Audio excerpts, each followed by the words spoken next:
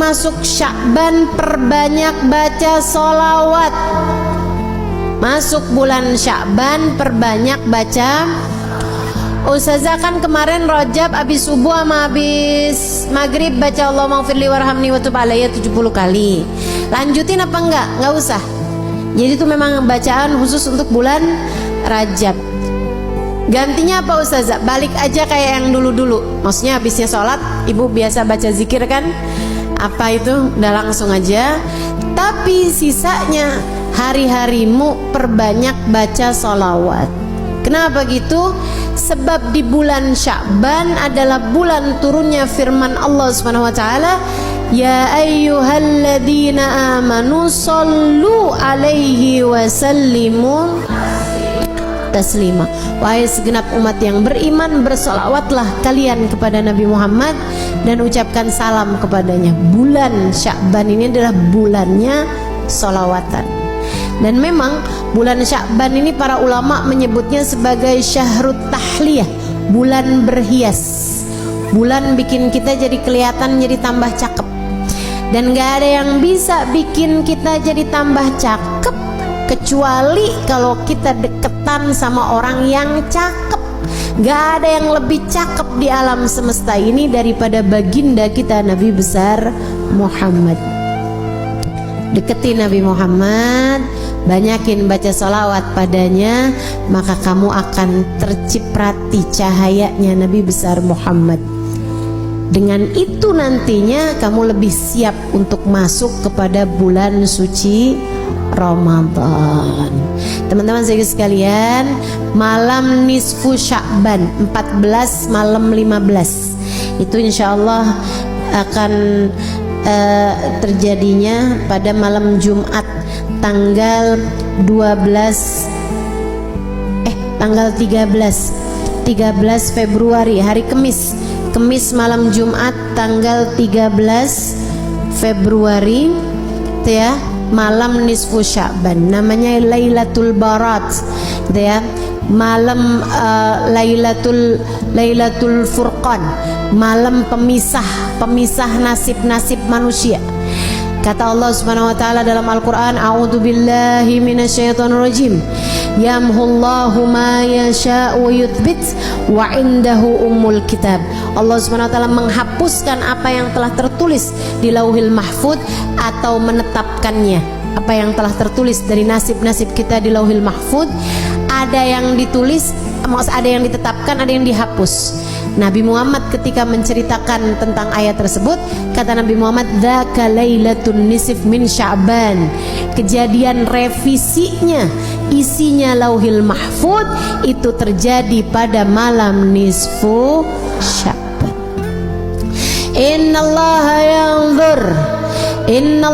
yanzur fi lailatin nisf min Sya'ban fayaghfir illal musyrik wal mudmin wal musyahin. Kata Nabi Muhammad, Allah memandang hamba-hambanya pada malam nisfu Sya'ban. Kemudian Allah mengampuni hamba-hambanya kecuali yang musyrik, kecuali yang pecandu, minuman keras ataupun narkoba dan sejenisnya. Mudah-mudahan Allah selamatkan keluarga kita semuanya dari hal-hal yang semacam ini insyaallah. Kemudian wal musyahin, yang di hatinya masih menyimpan dendam permusuhan kepada sesama hamba Allah Subhanahu wa taala. Itu sisanya Allah ampuni. Itu malam penting, malam nisfu Sya'ban, malam perubahan nasib. Ibu, malam revisi nasib. Nah ini nih pada setiap tahun itu Allah punya malam revisi. Jadi Allah Subhanahu wa taala ada yang netepin, ada hapusin apa yang telah tertulis di Lauhil Mahfuz dari nasib-nasib kita sekalian, dari rezeki kita, dari keadaan kita hidup di dunia nih. Kemudian lagi termasuk darinya adalah masalah kematian kita, husnul khatimah ataukah su'ul khatimah. Karenanya di malam nisfu Sya'ban kita diajarkan oleh para ulama-ulama kita untuk membaca Yasin 3 kali dengan niatannya masing-masing. Yasin yang pertama dengan niat Allah karuniakan umur yang berkah, umur yang panjang dalam taat pada Allah Subhanahu wa taala, umur yang panjang baiknya, umur yang panjang kebaikannya, umur yang panjang pahalanya. Bukan asal umur panjang waktunya, bukan, tapi yang minta kita panjangin, yang kita minta Allah panjangkan adalah panjang pahalanya, panjang berkahnya, panjang manfaatnya, panjang kebahagiaannya. Mau nggak panjang umur di atas tempat tidur terus? Nggak mau kita, nggak mau. Makanya kita minta pada Allah Subhanahu Wa Taala umur yang berkah, umur yang dalam taat pada Allah Subhanahu Wa Taala. Kemudian Yasin yang kedua kita minta sama Allah Subhanahu wa taala biar Allah karuniakan rezeki yang halal, yang thayyib, yang berkah, yang mencukupi kita. Yang mencukupi kita. Biar cukup semuanya. Lagi mau ngawinin anak ada rezekinya. Kan ya? Lagi mau nyunatin ada rezekinya. Lagi pengen ngasih anak-anak hadiah karena lulus sekolah, ada rezekinya. Mau ajak anak-anak jalan-jalan, ada rezekinya. Itu tuh yang enak tuh, rezeki itu yang kayak gitu tuh, yang mencukupi, yang mencukupi, cukup gitu semuanya. Mau begini enak, mau ini enak, mau ini enak. Dan nggak semua orang punya rezeki yang mencukupi. Kadang rezekinya banyak tapi kayak nggak cukup aja gitu. Ada yang kayak gitu. Nah, kita minta sama Allah tuh rezeki yang halal, yang thayyib, yang berkah, yang mencukupi. Yang mencukupi kita sehingga nggak lagi tertarik merezekinya orang. Gitu udah cukup kok, alhamdulillah. Itu yang kita minta sama Allah Subhanahu wa taala. Juga rezeki-rezeki yang lain, karena rezeki itu bukan cuma urusan uang. Rezeki itu bukan cuma urusan harta, teman-teman. Kesolehan anak-anakmu itu adalah rezeki yang jauh lebih tinggi nilainya daripada sekedar rezeki harta. Betul nggak? Ibu-ibu sekalian saya muliakan, rezeki kesehatan menurutmu enakan banyak duit tapi sakit apa enakan sehat walaupun duitnya pas-pasan? Habis-habis sehat banyak duit ustazah, kan nggak jadi pilihan. Bagaimanapun kan tetap lebih enakan kesehatan. Jadi kesehatan itu rezeki lebih mahal daripada rezeki harta gitu.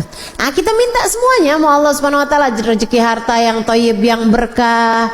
Kita minta juga sama Allah rezeki kesehatan badan kita, keluarga kita, gitu kan ya? Kita minta juga sama Allah kesolehan diri kita, kesolehan keluarga kita, jadi ahli taat semuanya, jadi ahli ibadah semuanya, insya Allah. Kemudian Yasin yang ketiga, kita minta sama Allah Subhanahu wa taala, ini yang paling penting dalam kehidupan kita, yaitu dengan niat semoga Allah karuniakan kepada kita kematian dalam husnul khatimah, biar mati di saat iman begitu kuat dalam hati kita. Kita minta pada Allah agar di saat ajal menjemput kita, kita dimatikan dengan membawa iman dan Islam, bawa cinta pada Allah, bawa cinta pada Rasulullah, membawa bekelan amal-amal soleh, dan membawa dosa-dosa yang telah diampuni Allah Subhanahu wa taala.